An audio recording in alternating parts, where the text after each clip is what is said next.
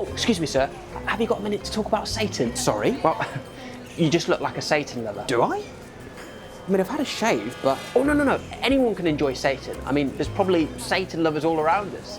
If you just... Sorry, mate, I've got a meeting at 10 and I don't think devil worshipping is going to go down as an excuse. Excuse me. No, I meant the meat-free chicken alternative.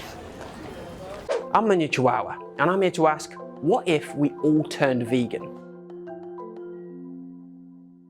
For centuries, we've been told that meat is the food of the macho, and that veganism is for wimps, all white guys with dreadlocks. But now, veganism is mainstream, and it came out of nowhere, like a shooting star or a cold sore. People are going plant-based because it's better for the animals, better for human health, and better for the environment. And the benefits like that, is it time that we ditch the meat and 2-veg for veg and 2-veg?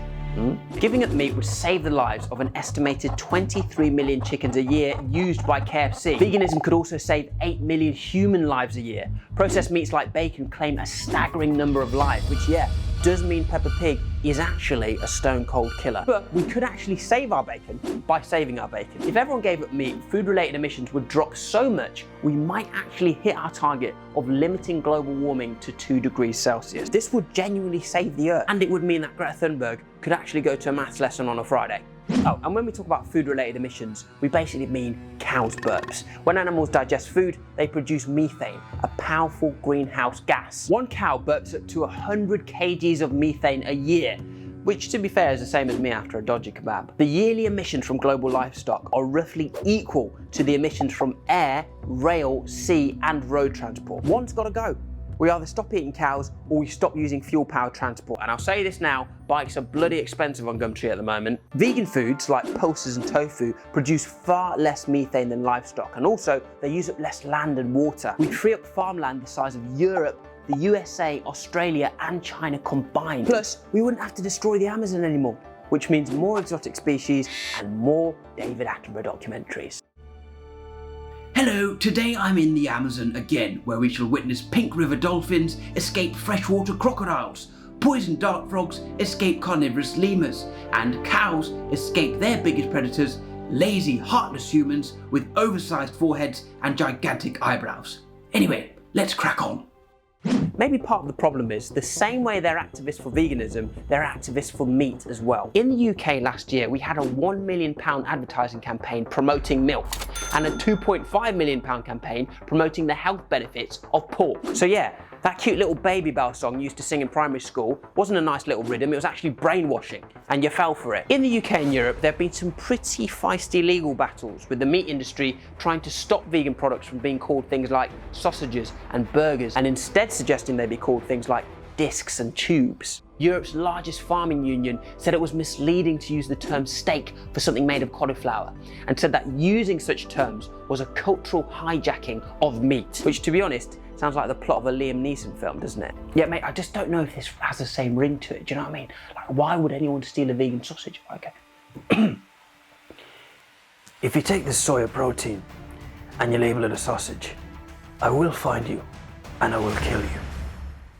Do you know what I mean? It just doesn't sound right, does it? The European Parliament rejected the farmers' case, leaving soybeans free to call themselves sausages and live whatever life they choose to. Good to see that plant-based foods now have more rights than we do in Europe. Amidst all this mess, politicians aren't really showing much leadership in paving the way to a meat-free future. I don't know, maybe MPs just love meat a bit too much. I mean, David Cameron loved a hog roast, didn't he? All these mixed messages just make it harder to go vegan. An estimated 3.5 million people in the UK have experimented with veganism, but just not gone the whole hog. Sorry, the whole jackfruit. It's an approach that vegan influencer Rachel Ammer is definitely on board with. Don't be like, I have to be the perfect vegan right now. So whether that means starting out one day a week where you have a vegan meal, you find that vegan meal that you love, take it easy and fall in love with the food first. If you have like a curry, a staple you love, one of the easy ways to make that into a vegan one is to swap out the meat for a legume. Have all those spices that you know you love, whether it's gram masala, whether it's a jerk Caribbean curry, whatever you like,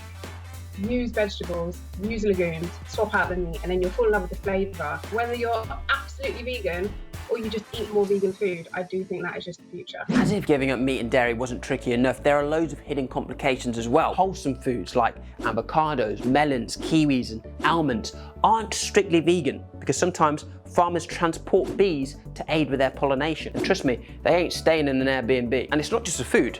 Look at all these changes you'd have to make to have a strictly vegan date. All right, sir. All right, mate. Oh, romantic night in. Yeah, it's our 4-year anniversary. Bit trickier this year because she's gone vegan.